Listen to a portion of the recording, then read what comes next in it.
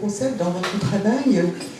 Il y a la féminité, mais vous y mettez aussi l'interaction que le public doit avoir avec l'œuvre. Voilà, alors effectivement, là, je n'ai pas apporté les socles parce qu'ils étaient un peu lourds, mais normalement elles sont soclées, et les socles sont escamotables de façon à ce qu'on puisse à chaque fois les prendre en main, parce que à chaque fois que j'ai créé une de ces petites sculptures, c'était évidemment pour l'appréhension et en main, et la caresse et ce qu'elle pouvait évoquer au sein de la main. Voilà.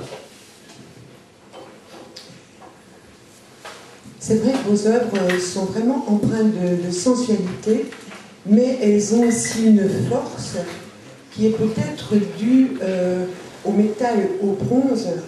Alors comment vous arrivez à leur donner cette sensualité, l'envie qu'on a de les toucher avec un métal, quoi?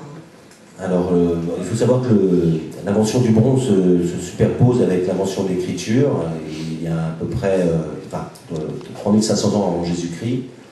Au tout départ, on le trouvait sous forme naturelle, on appelait ça l'airain. On ignorait à l'époque que c'était un alliage de cuivre et d'étain. C'est les Grecs qui l'ont révélé. Et en fait, ce métal a la particularité, cet alliage, pardon, a la particularité, de par le fait du cuivre, d'être très doux au toucher. On dit d'ailleurs que c'est un métal féminin. Un métal très très doux quand on le polit à l'extrême. Ce que je fais moi sur mes pièces. Et je vous invite encore une fois à venir les toucher après, venir les caresser. C'est vraiment un contact très très charnel qu'il y a avec le cuivre, puisqu'il répond aussi à la chaleur de la main. Une pièce qui est en cours de polissage, qui n'est pas batinée encore. Il faut savoir que le bronze est jaune or quand on vient de le polir, et du fait du cuivre, évidemment, il a tendance à s'oxyder très très rapidement. Et en fait, la patine, c'est simplement forcer l'oxydation du métal de façon plus rapide. Donc on chauffe le métal au chalumeau, et après quoi on applique des acides dessus, et qui vont donner les couleurs. Donc on a une palette assez large qui peut aller du brun, rouge, noir, bleu, selon les acides que l'on va utiliser. Et après quoi on vient fixer cette patine, cette oxydation avec de la cire, ce qui vient rajouter une fois de plus de la douceur, et qui vient fixer la patine. Alors vous êtes aussi fondeur.